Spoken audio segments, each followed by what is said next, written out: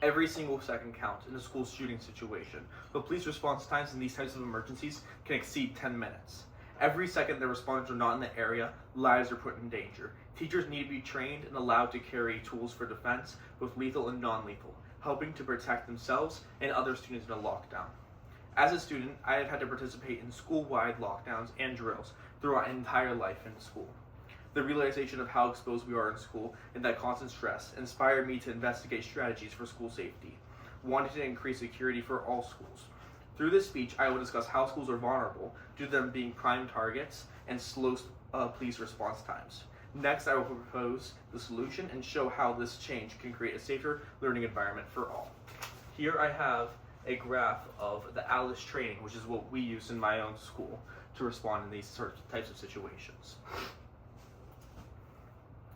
Let's start by exploring the dangers that schools face in today's world. Schools are a main target for school shootings because both students and teachers alike have limited resources to fight back, leaving both defense to police who have a slow response time. One of the main reasons that teachers and students are so exposed is they have no way to protect themselves in an emergency like a school shooting. The teachers often rely on lockdown procedures that they have been trained in to react in a school shooting situation. In my time at school, we were taught that our main choices were to run or hide in the classroom. Both solutions leave students and teachers alike exposed to dangers while waiting for police to respond. Many schools rely on resource officers. There are 23,400 resource officers licensed throughout the U.S. in 2020, according to Elizabeth Davis in the Bureau of Justice Statistics. I also found there were 98,469 schools in the U.S. at the time, according to NCES.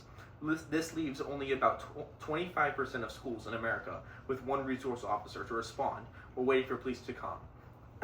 And 75% of schools' teachers are helpless until officers arrive. Along with the lack of internal defense, police response times have been extremely low in these times of peril. In urban areas, this is not as much of an issue because police are relatively close to the schools, but in suburban and rural areas, this is often a further trip for these officers. In one instance, due to the drive and issues within the police department themselves, police took 74 minutes to get into the school where there was an active shooter and subdue him, according to Adrian Kennedy. Due to the slow response time of these police officers, many children and teachers had lost their lives within Robb Elementary School. This tragedy highlighted the issues with relying on police to effectively respond to these situations. The clear solution to this is to empower teachers and staff to respond to these situations quickly and effectively. Teachers and staff need to have the opportunity to receive training while being provided with both lethal and non-lethal options to subdue the threat. The first consideration for this is the training rules for the teachers. It is necessary that they go through extensive training to be able to carry these tools on campus. These training sessions must cover firearms safety and emergency responses. These are at the forefront of handling a firearm, so they should be trained extensively in these areas. Outside of this, I feel like de-escalation is very important. To get the situation under control, teachers need to be trained in this area. Currently, only 24 hours of training is required within Ohio, according to Jeremy Pelzer. This number of hours needs to be increased to 48 hours at least for them to be able to handle these firearms safely and effectively. While de-escalation is already part of those 24 hours, it is only a 15-minute course. This number needs to be increased so that the information can be remembered in a high-stress environment.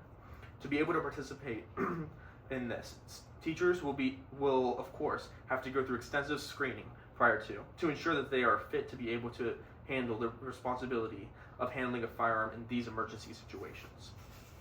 The school should provide teachers that are trained with both lethal and non-lethal weapons. This will allow for procedures for each teacher to be standardized from classroom to classroom and to district.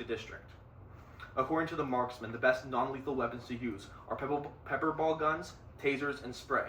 In my own school, teachers were equipped with wasp spray in the case of an emergency. These will be used in the case of a situation that an assailant is in the school but not creating a life or death situation. Lethal options should only be used in a life or death situation for students or the teacher.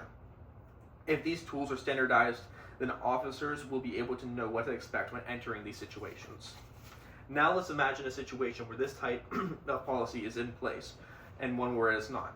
Through looking at different scenarios, both with and without this solution, we can see how the implementation of this scenario can affect the school's districts.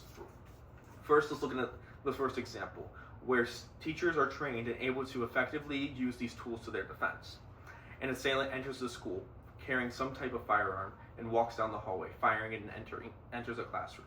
A teacher that is trained to respond to the situation could quickly respond and stop the threat within the minute of them entering the building.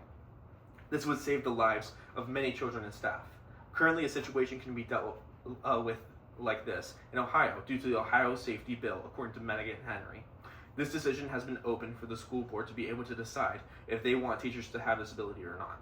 While it's a step in the right direction, the safety of children and their lives should not be placed in the school board's hands. The state should open it and force all schools to have the opportunity for students to be able to carry in classrooms. Policies like these need to be supported for the safety of our children. Now, let's look at the same situation, but without the teachers being able to carry. Like many schools within our state now, the assailant enters the classroom, but this time the teacher is unable to defend herself from the students. The assailant fires over 100 rounds into 2 connecting classrooms, killing 19 students, 2 teachers, and 17 people wounded before police were able to subdue and eliminate the threat. The situation that I just described is a step-by-step account that the ABC News did of what happened in Texas at Robb Elementary School, where officers took 77 minutes to effectively respond to the incident. These lives could have been saved if teachers within the building were armed and able to respond to the situation effectively. The assailant was first spotted outside the school by a teacher as he was walking towards the school. At this moment, the teacher could have stopped the assailant from even entering the building if only policies were put in place prior, allowing the teacher to carry a firearm within the school. Teachers need to be trained and certified to use lethal and non-lethal weapons in the case of an emergency. In these emergency situations, teachers and students are left vulnerable to intruders, relying on police's response for protection. Training and arming the teachers would solve this issue, as I have shown previously. Empowering teachers to be able to respond in these situations is not about causing more violence. It's about preventing our future generations from being afraid inside of our classrooms. Supporting policies that help fund this for teachers can make a lasting impact for future generations. Thank you for caring about creating a safer learning experience and better schools for all of us. And here are my citations. Thank you so much.